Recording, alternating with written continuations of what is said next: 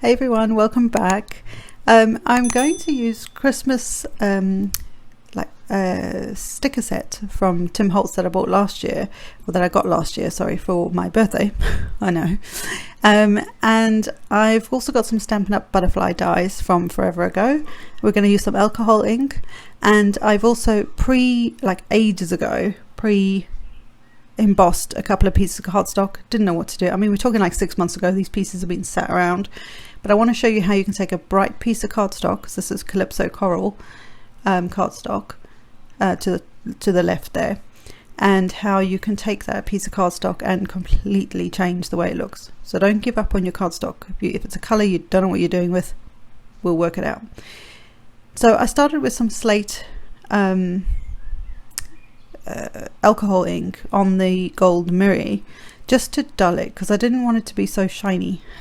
I don't like the shiny, not shiny like this. So I decided to use some slate, but that wasn't enough on that gold, so I in the end used some amethyst, and it was perfect. It works really well with the sort of reddy pinky tones or orangey tones, I guess, of the Calypso, although you're not going to notice that too much. You'll see what we do. But it just changes that mirror cardstock. So A, it's a bit dulled, and B, it's got a slight hint of another colour, but it's also gives it that sort of, I don't know if is patina the right word? I don't know if patina is the right word, but you know what I mean. Like, it just changes that. So to clean my gloss mat, I've used some gel hand sanitizer. One of Tim's top tips. We say that 3 times fast, but he swears by it, and honestly it works really well. So it's because it doesn't dry or evaporate so quickly, so you can clean for a bit longer. So what I have one sheet that I think it's called Harlequins. There's a Tim Holtz, both are Tim Holtz embossing folders, and the other one is the Mechanics, I think it's called, and it's a 3D embossing folder. So to that one I'm going to add, well, to all of it I'm going to add some vintage photo distressing, just regular distressing. Now my pads are probably a little bit dry. I have honestly had this pad for about that, and my aged mahogany must be going on 13 years, and I've never re-inked it, so they do last an awful long time. And then I decided that tones it down a little bit, but I needed it to be more grunged. It's kind of what I'm going for. So I am using this is just a makeup brush, but I am using a blender brush as such, and it's not as intense as like a blending tool, like the foam applicators that you'll get. So I will come in with just a finger dauber in a minute, and you'll see the difference it makes, especially on the torn edge. Back in the day, everybody tore paper, everybody inked the edges. It was just the thing that everybody did. So I like it. I mean, I know people still do it now, but I think it became almost like a fashion trend. Not fashion trend, a trend in the craft industry to do that. And so I thought, why not? It's an old trend, but it's nice. And like I said, I am gonna use a little finger dauber, which is what I'm just grabbing now, and I'm going to use some more black soot just with a little dauber, and go along the edges of all of it, and even some of the raised edges of like the Mechanics one, so this main panel, I'll go straight over the top, and you'll see how it'll just highlight those edges even more.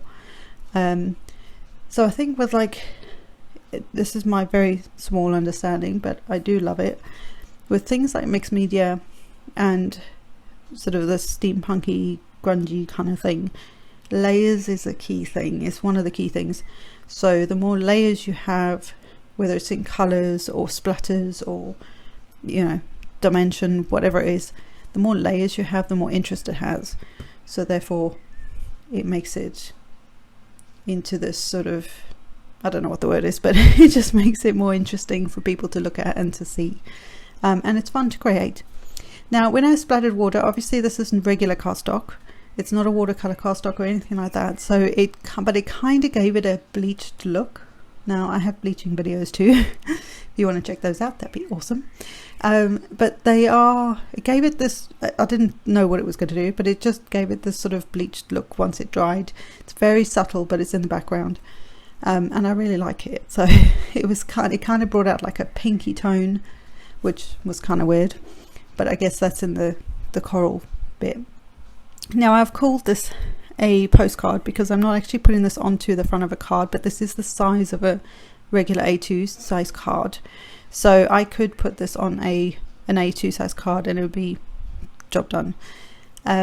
What I did notice when I was drying the water splatter is that the mirror card seemed to curl with the heat. Oh, that explains that. Sorry. You know when something just goes off, a light bulb goes off in your head.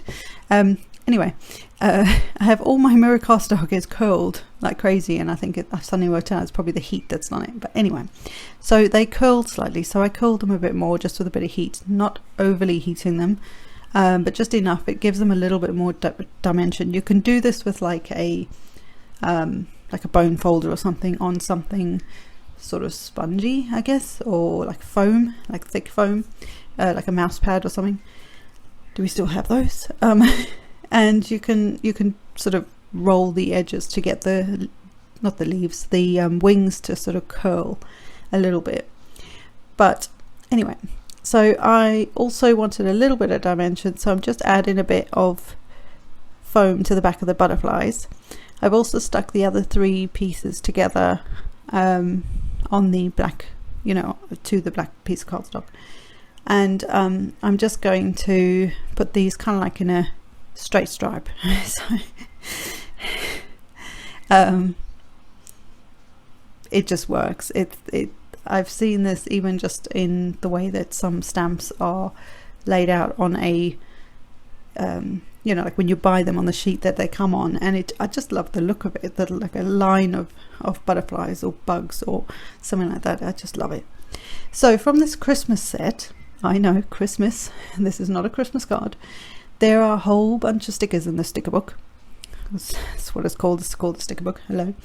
And there's one that says happiness, and I thought it was perfect, and it's this tiny little sticker, and I just took it off, used the ink dauber with the black soot around the edges so it kind of coordinated, and stuck it flat to the butterfly, and that's it. It's so easy to do this. So this fairly brightly colored Calypso coral pieces of cardstock that I've had for about 6 months are now not looking like that at all, and I think it almost looks a bit like rust, but it's not rust, if you know what I mean. So I hope this was helpful for anybody trying to do something like this. This was so much fun to do, and yes, I will see you in the next one, something very similar but with a different twist. So I will see you then. Bye.